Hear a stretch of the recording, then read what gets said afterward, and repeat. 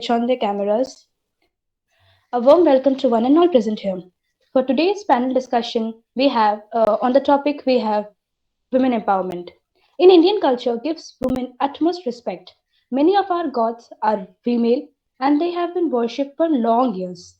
Women are epitome of wealth and power, which is like we all know Nari Hi Shakti hai. Women may play a significant role in the society, starting from space to state. Women empowerment equips and allows women to make life determining decisions through the different problems of the significant topics of discussions in development and economics. So on today's panel discussion, we have our very brilliant students from Department of Commerce, Ms. Tiyasha Banerjee from third year, Ms. Trisha Majumdar from second year, Ms. Sonia Musaddi, Ms. Sarika Sharma, and Ms. Shweta Das from first year. And now I would like to call Mr. Anit Dasgupta, our Vice President of Department of Commerce, who will enlighten us with few kind words on women empowerment. Over to you, Mr. Anit Dasgupta. I hope I am visible and audible properly. Good evening, everyone. Yes, you are. With the introductory speech from Achal, it's the tone already been set. I won't take much time. I hope the speakers will definitely enlighten the topics and definitely deliver the speeches. It may be are knowledgeable and could be the most effective for the women's. So all the best, speakers, and carry on. Thank you.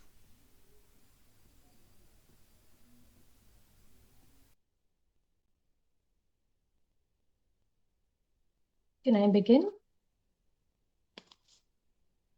And am I audible? Yes, you are. Good evening, everyone. Today, as we speak about women empowerment, I'd like to state that the very word empowerment is extremely wide and each to its own. Empowerment can be economical empowerment, can be social empowerment, can be financial empowerment. But what I feel the general idea of empowerment is to let women take their own decisions. That is, they should have their decision making capability. That is something that we need to emphasize as we go along the way making women empowered, because otherwise I think women of today are already extremely empowered. Like, I'd like to ask you guys, can we succeed if half of the population is held back from making a decision of its own? So what I mean when I say empowerment,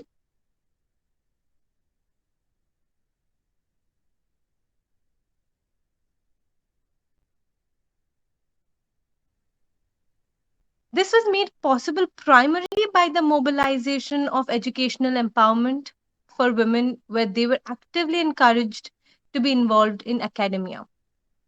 They were given the knowledge, the skills, and resources that are needed to shape them as individuals and to separate them from the social obligations that existed. This has in turn spearheaded the economic development of the life of women in a world where money is often equated to power. Educated women have the access to such power more and more as we progress as a society. Women were often socialized to remain financially dependent on their husbands, and hence such dependency often enabled men to abuse their women, keep them under control, and take away a woman's agency. As such, a freedom was always agreed upon as a basic right for all mankind. The word, unironically, was taken too literally because even with the advent of modern days, the societal practice of chaining down a woman to a life of servitude and little to no freedom continued until the end of the suffragette movement. Yet, even after being granted the rights, they were granted little to very little. Even today, women face the threat of violence even in the first world countries, and none of us are not unaware of the fact. We all know the torture and the torment that one goes through. Yet, even after here, the traces of an organized movement for women's emancipation started And we all know that Emily Davidson was even martyred for the cause. In the chain of events that followed, women now have the same constitutional rights as any other man in most countries. As stated earlier, the need for women's empowerment has not diminished in the slightest bit. We must turn our attention towards the political and the psychological empowerment of women, for we must change the years of sexist and biased messages that are catered towards women and passed down from generation to generation, that has managed to survive even today in cultures like our very own that still prefer a male child to a female one, simply because a son ensures a family name is kept alive. Other cultures with this prevailing notion also displayed a skewed sex ratio. Although, with this, we need to acknowledge that women empowerment is incomplete if it fails to include the holistic development of the society and its backward ideals. In general, for women, issues often found rooted in other serious psychological and economical issues that run much deeper to be cured with mere education. And financial empowerment solely focused on women. At the end of the day, the end goal is to give women the basic power to make empowered and let them make those conscious choices about their life that benefits them and allows them to partake in the society and complement it. It is definitely not a competition, but rather a movement to elevate a section whose freedom was routinely being targeted by cultures, religion, government, and institutions of power, to not forget. This is my very bit of opinion on the topic. Let's move on to the next. Thank you.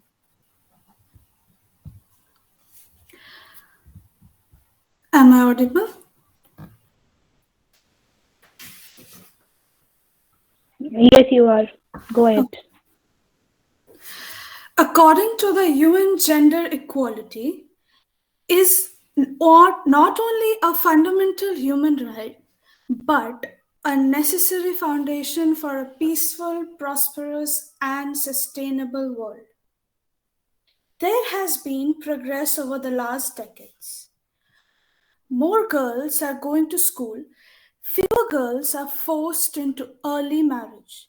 More women are serving in parliament and positions of leadership, and laws are being reformed to advance gender equality. Despite these gains, many challenges remain. Discriminatory laws and social norms remain pervasive. Women continue to be underrepresented at all levels of political leadership, and 1 in 5 women and girls between the ages of 15 and 49 report experiencing physical or sexual violence by an intimate partner within a 12-month period. The effects of the COVID-19 pandemic could reverse the limited progress that has been made on gender equality and women's rights. The coronavirus outbreak exacerbates existing inequalities for women and girls across every sphere, from health and the economy to security and social protection. Women play a disproportionate role in responding to the virus, including as frontline healthcare workers and carers at home. Women's unpaid care work has increased significantly as a result of school closures and the increased needs of older people. Women are also harder hit by the economic impacts of COVID 19 as they disproportionately work in insecure labor markets. Nearly 60% of women work in the informal economy, which puts them at greater risk of falling into poverty. The pandemic has also led to a steep increase in violence against women and girls. With lockdown measures in place, many women are trapped at home with their abusers, struggling to access services that are suffering from cuts and restrictions. Since the outbreak of the pandemic, violence against women and girls, and particularly domestic violence, has intensified. How do we expect the world to grow when the decision makers in our patriarchal society are only men and they are making decisions on behalf of women without even comprehending or even beginning to understand the struggles in a woman's life?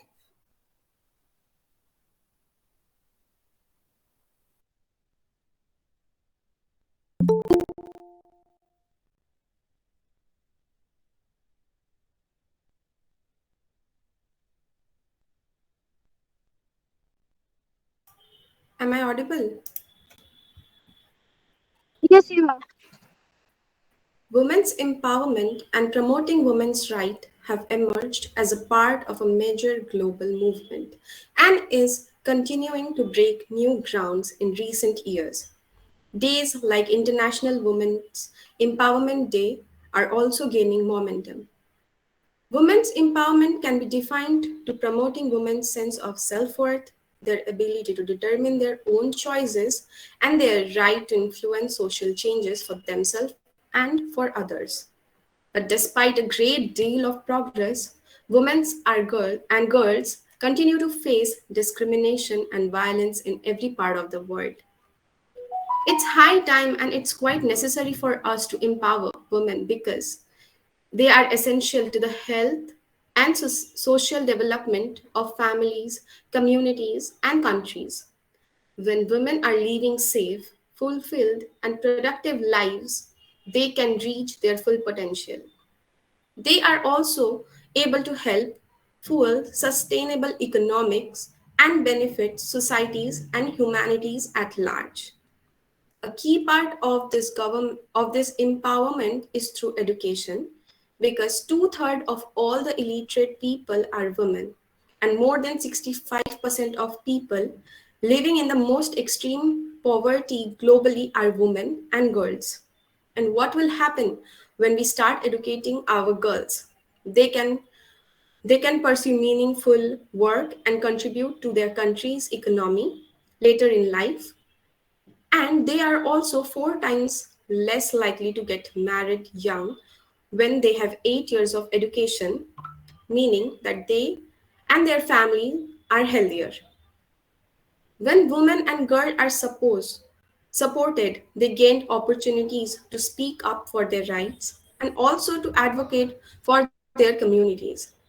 They are also able to rise in social standings, and they can feed this into future generation. Women empowerment in India is the most effective tool for development, as these days women across the world are actively working as a leader.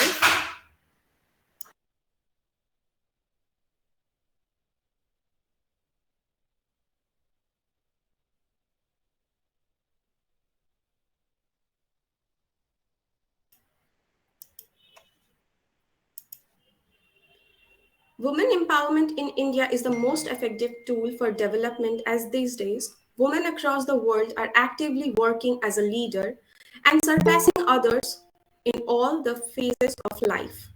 As the entire world is collapsing its breath and praying every single day for an incredible escape from the COVID-19 pandemic, it is the women governors and national holding by these amazing figures who are taking over the responsibilities and marching ahead in the battle alone whenever required. There is a well-known quotation by none other than Malala Yousafzai: I raise up my voice not so that I can shout, but so that those without a voice can be heard. We cannot succeed when half of us can hold back. In 2016, the US was third in the world for economic gender equality, but in 2016, it had fallen to 26th. Despite these, there's a huge movement among women to empower one another, to secure equal rights, to challenge gender narratives, and to establish a brighter future for our daughters. This movement has traveled the globe and we have inspiring women to thank for improved gender equality around the world. With that said, it's clear we need to make more changes here at home. Are you wondering how to empower women so that you can help move us towards a better future? To empower women economically, we must ensure work opportunities which are available. The responsibilities for domestic or unpaid care work need to be shared, and any legal barriers have denied women the right to participate in public life must be removed. Finally, we need to raise awareness in communities education and communication program. These steps allow women to secure their own income and respect as well. We have come up with few ways to empower women in the community and around the world. Firstly, we can empower women socially by enabling a force that strengthens women's social relation and their position in social structure. Secondly, we can empower economically through employing them to earn their own money so that the girl and woman can become their own bread earners, contributing members of household with a strong sense of their own economic independence. Thirdly, we need to empower women educationally, which is very vital because, like people who are illiterate, they don't get the concept of empowering women. Then how will the illiterate will get it? Fourthly, we can empower women politically because participation of women at all level of governance structure is the highest need of this hour for women's actual empowerment. And lastly, psychological empowerment, because it enables women a sense of power and build self-confidence, self-worth, and take control of their income and body. Empowering women is the key to economic growth, political stability, and social transformation. To sum up everything that has been stated so far, is help empowering girls now because we believe that healthy, educated, and empowered women and girls are agent of change in the world. Okay, so as we are talking about the women empowerment, empowerment includes the action of raising the status of women through education, literacy, and training. A well educated woman provides the skills, knowledge, and self assurance necessary to be a better mom, worker, and citizen. As per the report, India's country white female literacy rate is 70.3%, while the male literacy rate is estimated at 84.7%. India's coverage literacy rate stands at 77.7% according to the NSO. Countries around the world, coun- countries around the world, including India, are emphasizing on women empowerment with initiatives like hashtag #MeToo and hashtag Times Up. Violence and discrimination against women gained attention and helped raise the voice of unsafe and silent victims around the world. The Indian government has also recognized women issues and their contribution to the country's economy. Here are some of the empowerment initiatives available to women in India. Firstly, Beti Bachao Beti Padhao. It is a campaign of the Government of India that aims to generate understanding and improve the efficiency of welfare services intended for girls in India. The scheme was launched in 2015 at Panipat, Haryana, with an initial funding of rupees 100 crore. Secondly, Konashri Prokolpo, Department of Women Development and Social Welfare Government of West Bengal has designed the Konashri Prokolpo, a conditional cash transfer scheme with the aim of improving the status and well-being of the girl child in West Bengal by incentivizing schooling of all teenage girls. And thirdly, Lokhi Bhandar. The government of West Bengal has launched West Bengal Lokhir Bhandar scheme in order to provide basic income support to the female heads of the family. Through this scheme, the government provides rupees 500 to the general category families and rupees 1000 per month to the SC/ST families. But the true meaning of women empowerment will be achieved when gender inequality will be eliminated. We need to give equal opportunities to women for equal pay, equal respect as equal to men. We look forward to such a nation. Thank you.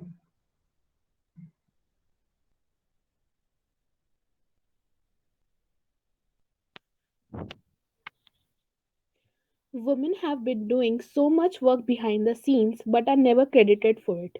There are many instances of many fearless women that have come out of this patriarchal society, not only in India but across the world and even in various fields. Even back in the Indian rebellion of 1857, Manikarnika, the Queen of Jhansi, was one of the leading figures and the symbol of resistance to British Raj for Indian nationality. Women have struggled a lot to make their own signature. We can look at the example of Mary Kom. She is a boxer, a politician, a member of parliament, a mother, and a homemaker as well. This list also includes many other inspiring personalities such as Jhulan Goswami, PV Sindhu, Saina Nehwal, and so on. Even in the business, women have managed to start up their own ventures as entrepreneurs, and even they handle high positions in the various listed companies across the world. A very popular example for this could be the self made billionaire woman Falguni Nair, who is the founder and CEO of FSN e commerce company Nykaa, which is an NSE listed company too.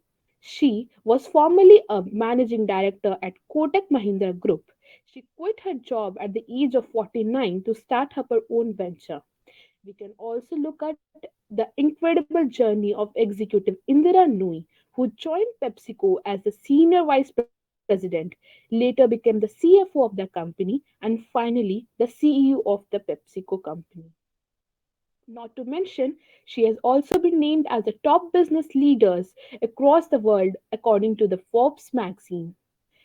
All these instances prove the fact that provided the right opportunities, women across the world have come up and proved themselves. Thank you.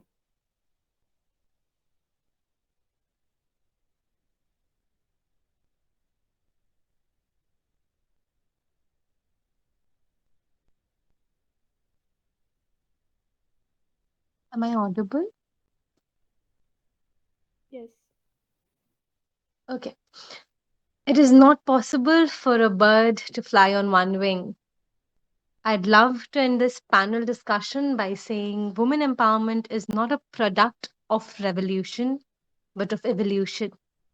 And yes, it has been initiated, and we have a long way to go. And I'm hopeful that I'll find all of you in the way in charting a new growth story, a transition from women's development to women led development. It's a story that we need to achieve. Also, I'm an ardent believer of the fact that a woman with a voice is unstoppable. So here we go. Thank you. Thank you, everyone. Now I would like to call Debotri Roy to conclude the session. Over to you, Debotri. Am I audible and visible? Yes, Yes, you you're are. both. Yes. Yeah. So, firstly, I want to thank to all the speakers for sharing your views and ideas on the topic women empowerment and making this session quite interesting and informative. Your thoughts has put a positive impact on all the people present here. Secondly, I want to thank to all the attendees for joining this panel. And lastly, I want to thank our host Achal Shaw and Mr. Anit Das Gupta for carrying this session so elegantly. Thank you.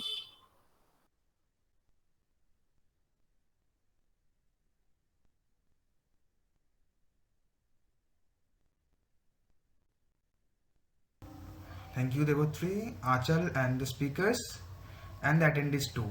Thanks a lot, Thank and you. we look forward to for this kind of sessions more. Thank you, guys.